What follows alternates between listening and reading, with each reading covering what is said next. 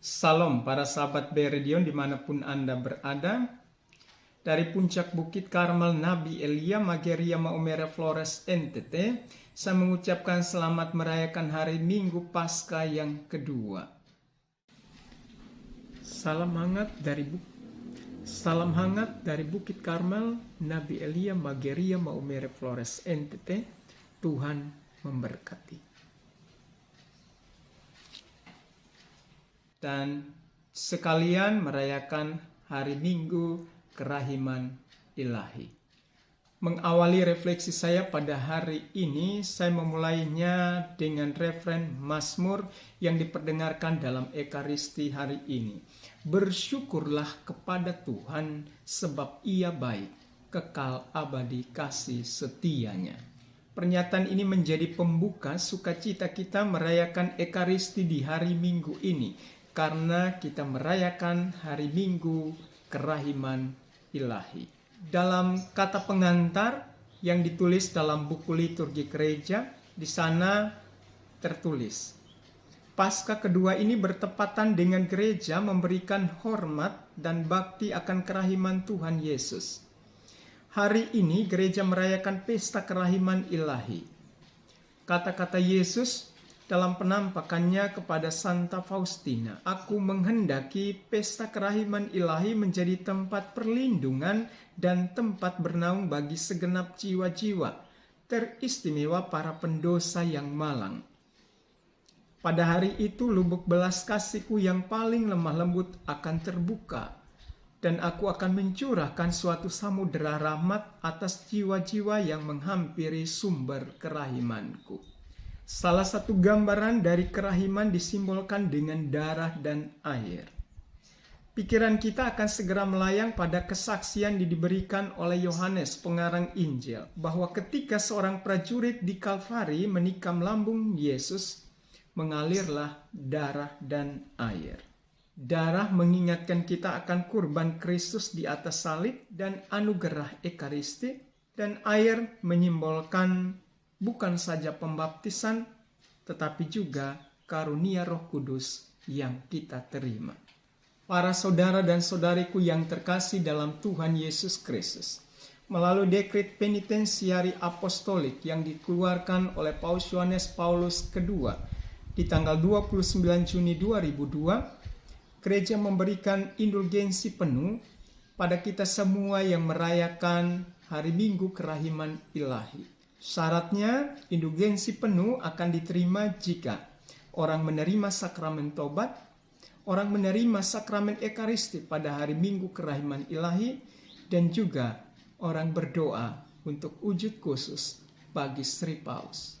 Para saudara dan saudariku yang terkasih dalam Tuhan Yesus Kristus, Santo Yohanes dalam kitab Wahyu meneguhkan iman kita pada hari ini dalam kutipan yang diperdengarkan kepada kita dari kitab Wahyu.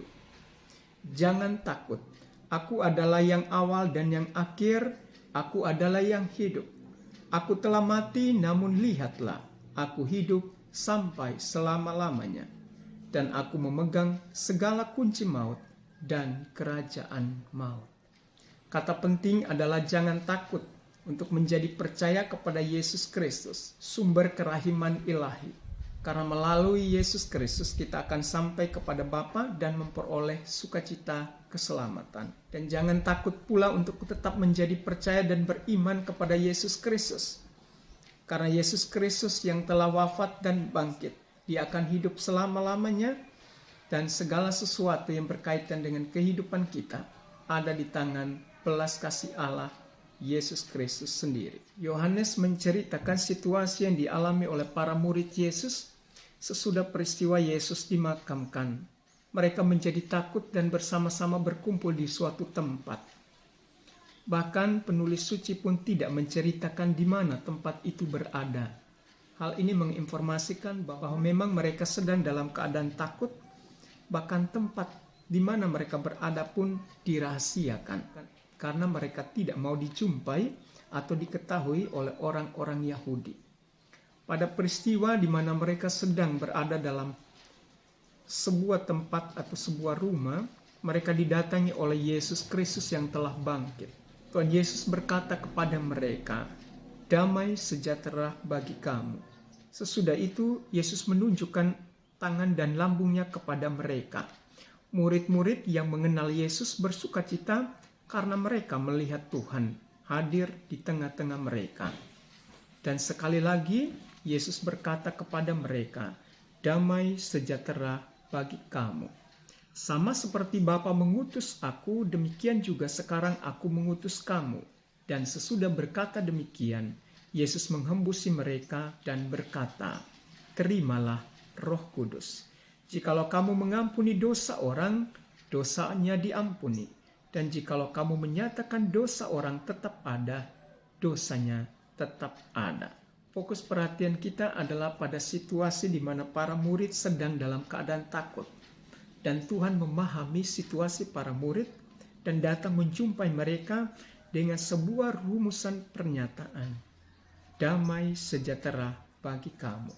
Tidak hanya itu, Tuhan menghembusi mereka dengan Roh Kudus untuk memberikan kekuatan supaya mereka bisa melewati masa sulit atau menghalau rasa takut mereka.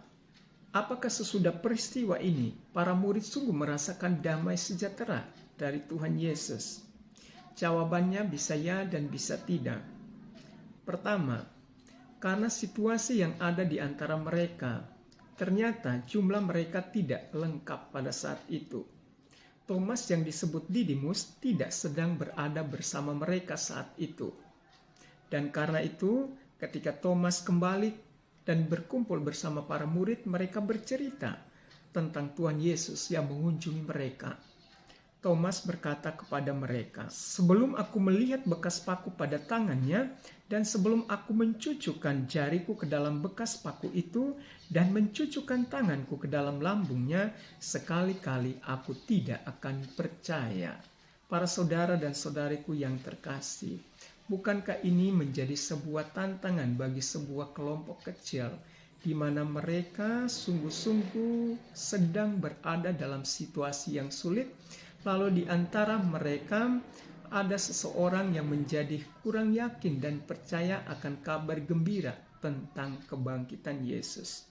Kita bisa saja berpikir hal ini terjadi karena egoisme diri yang ada dalam pribadi Thomas sendiri.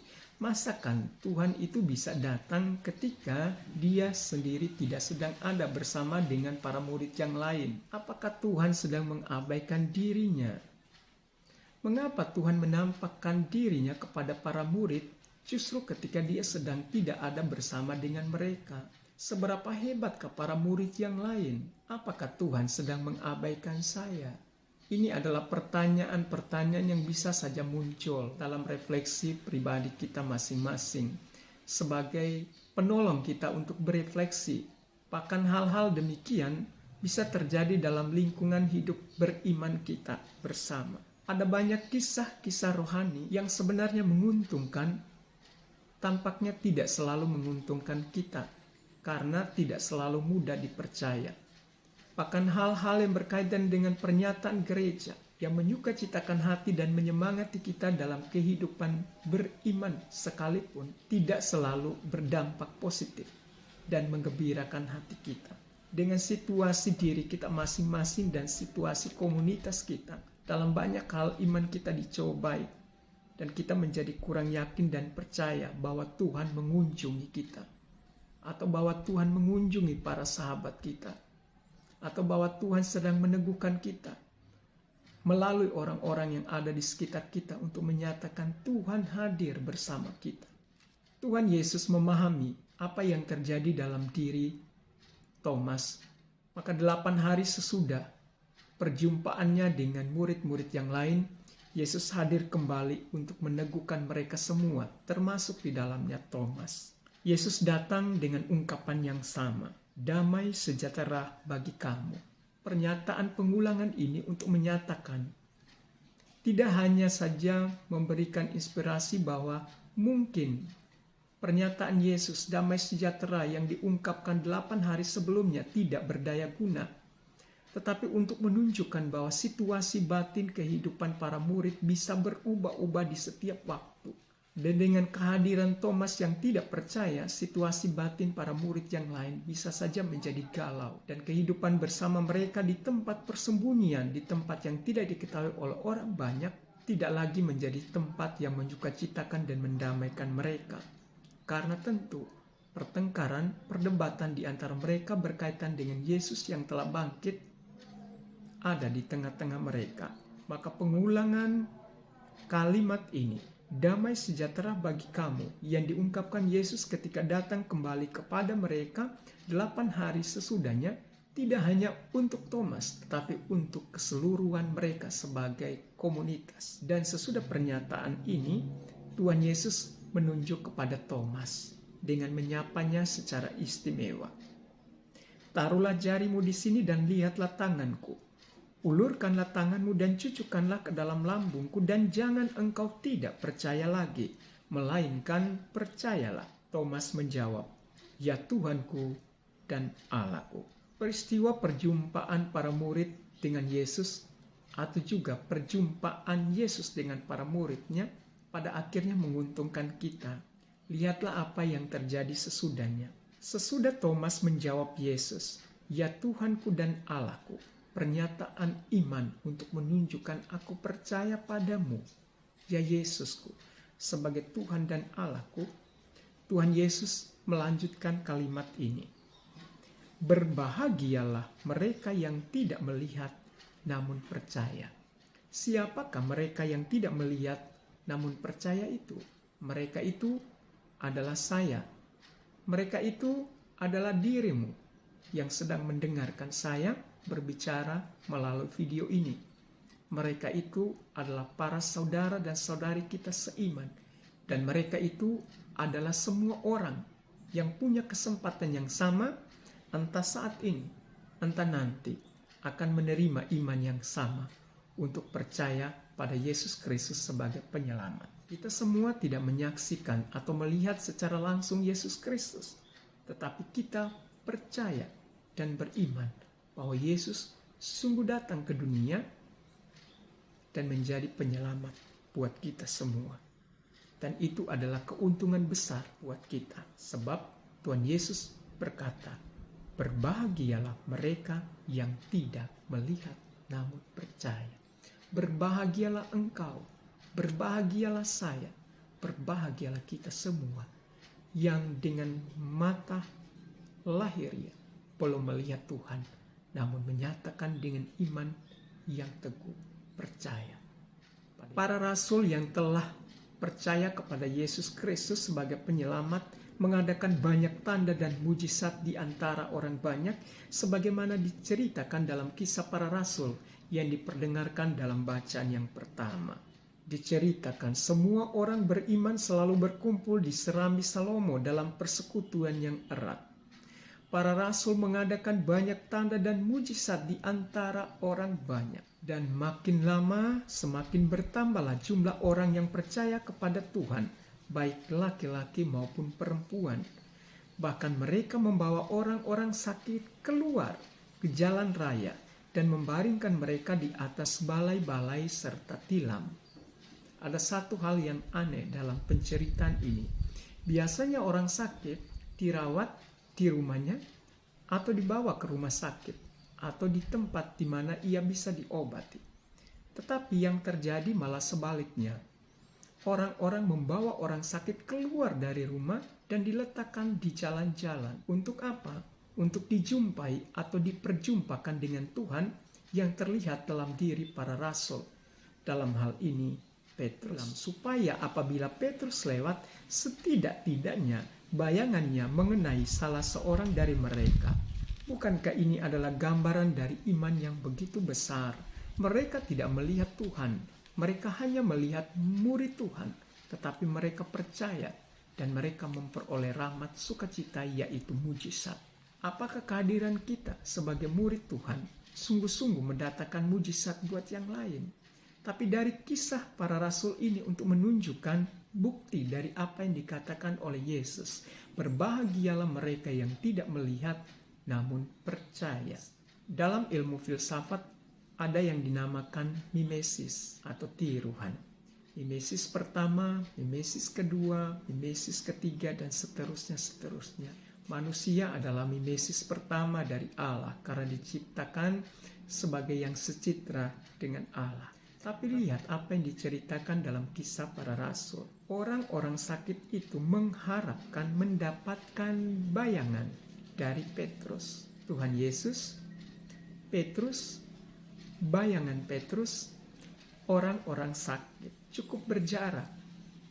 Orang sakit, bayangan Petrus, dan Tuhan. Jika kita memahami dengan sungguh-sungguh, kita akan melihat sungguh berjarak antara orang yang sedang sakit dan Tuhan Yesus. Tetapi lihat, karena iman yang besar, mereka percaya bahwa apa yang dinamakan iman, percaya, keyakinan akan Yesus akan mendatangkan sukacita. Jika kita memahami secara praktis tentang ilmu cahaya, kita mengetahui bahwa matahari terbit di timur dan akan terbenam di barat. Kita bisa membayangkan. Mereka tentu akan mereka-reka di mana bayangan Petrus akan hinggap atau jatuh. Jika Petrus berjalan di pagi hari, tentu mereka akan mendapatkan bayangan Petrus di arah barat. Jika Petrus berjalan di senja hari, mereka akan mendapatkan bayangan Petrus di arah timur. Jika Petrus berjalan di tengah hari, di mana mereka akan mendapatkan bayangan Petrus? Untuk hal ini saja tentu terasa sulit, karena mereka tidak mampu mereka-reka kapan Petrus akan lewat. Mereka bisa saja memilih di pagi hari berada di sisi jalan bagian kanan, dan di sore hari mereka memilih untuk berada di sisi jalan bagian kiri. Tetapi situasi bisa berubah kapan Petrus akan lewat. Dan lihat, dalam beriman ada usaha, ada perbuatan untuk bergerak, mencari rahmat yang bisa diterima.